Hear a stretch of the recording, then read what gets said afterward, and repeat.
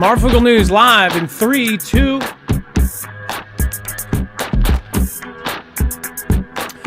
All right, what is going on, guys? It is Adam aka Marf, and this is Marfoogle News. We're going to talk about some of the most alarming stories in the last 24 hours. And again, this is always a short shareable clip so that the most important stuff gets out.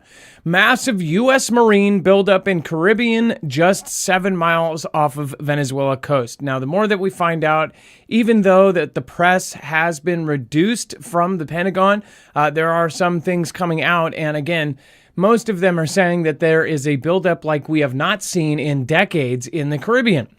It says the U.S. military has deployed one of its largest forces to the Caribbean in decades, placing thousands of Marines and the world's most advanced aircraft carrier right on Venezuela's doorstep. They call it Operation Southern Spear. And again, this is something I obviously was one of the few people. Everybody commented that no one heard about this anywhere else. There was another spear operation, and that was Neptune Spear that took out Osama bin Laden, a leader of a big group. Now they're calling this Operation Southern Spear, and of course everybody questioned them trying to take out Maduro. Secretary of War Pete Hegseth announced Operation Southern Spear on November 13th, 2025, describing it as a mission to remove narco-terrorists from our hemisphere. And again, they're calling Maduro one of those. And stop drugs that are taking Americans' lives. Of course, the operation falls under the U.S. Southern Command and Joint Task Force Southern Spear. The USS Gerald R. Ford Carrier Strike Group entered the Caribbean Sea on November 16, 2025, after crossing into the USS Southcom area of responsibility on November 11th. The Ford, the Navy's newest supercarrier, brings the F-35C stealth fighters, advanced radars, and a full air wing. So they didn't send, the old 40-year-old ones. They sent the newest and toughest. Again, the buildup includes the USS Iwo Jima Amphibious Ready Group, which a lot of people don't know. Those are carriers in themselves. That is an amphibious carrier. And several ships around it. The Marine Expeditionary Unit. This adds more than 2,200 Marines, MV-22 Ospreys, CH-53E helicopters, and landing craft. In total, nearly a dozen warships and around 12,000 sailors and Marines now operate in the region, which is pretty insane considering this is not a war. We'll talk about all of this tonight on Marfoogle News and on Marfoogle TV right after. Before we get going, I do want to remind you guys, make sure to go check out marfooglnews.com/EMP. This is where you can not only get a device that can protect you against an EMP strike, but it can also protect you against a CME or a Carrington level event from the sun.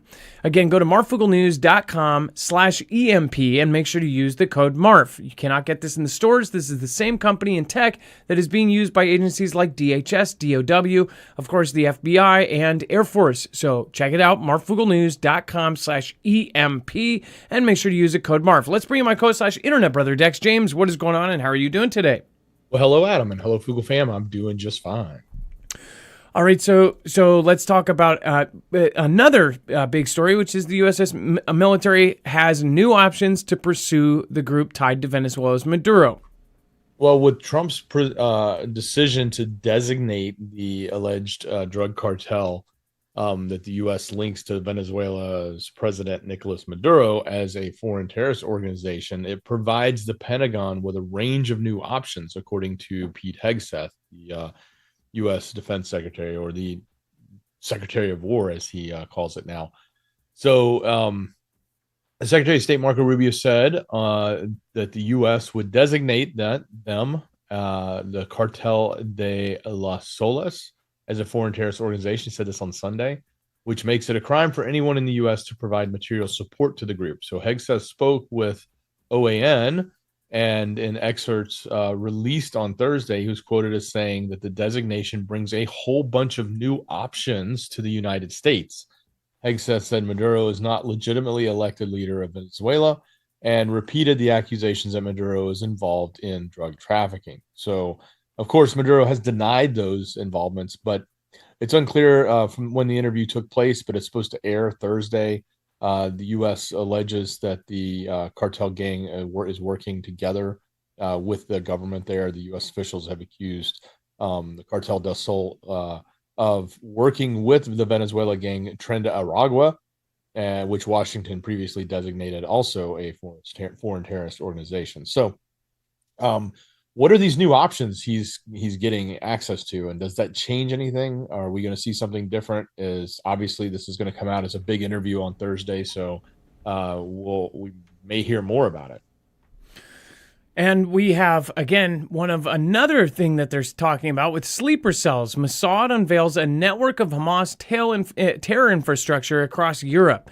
Now, I don't know. Somebody in chat said alleged. I actually sometimes I almost forget to say allegedly and supposedly. So I don't know if you're talking about me, but it made me actually remember. Like everything that we are talking about on this show is alleged and supposed because this is mainstream media. We have to question everything. That's the whole point, and we can't forget that. All of this is coming out of intelligence agencies that their entire job, their entire sphere is tricking people into thinking one thing while doing another. But of course, this story is very creepy because they're saying, according to Mossad, coordinated raids in Austria and Germany resulted in arrests and seizure of weapons and explosives intended for use on command. A network of Hamas terror-affiliated infrastructure across Europe was exposed by the Mossad. It says the spy agency said on Wednesday, as it revealed the prolonged investigation it had concluded with European intelligence and law enforcement to thwart planned attacks against Israeli and Jewish targets.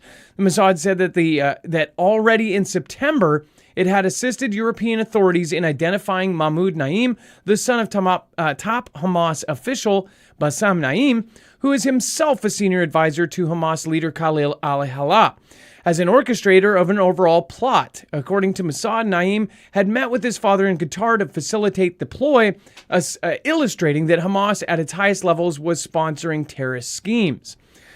Now, one thing that we have to point out is they are talking about dozens of varying attack plots worldwide regularly as part of this overseas counter-terrorism mandate.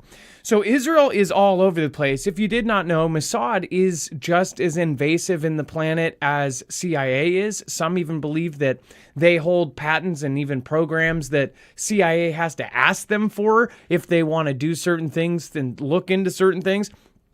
So one thing I want to point out is in December of last year and going into January of this year, when we had, on the first two big, events with that guy blowing up his Cybertruck, you had, of course, Sarah Adams say that there were coordinated attacks planned for this year all across the country in the U.S. and in Europe. So does this have anything to do with that? Is is there any legitimacy to any kind of threat to the U.S. as well? That was my question. Dex, what did you think when you saw this? Yeah, I mean, my first reaction is, look, it's they're talking about Europe, but this has got to be global and more so not just anywhere in the globe, but specifically in the locations that are the enemies, and we are the enemy of them. So, what is the implications of this, and how far-reaching would it be in the U.S.?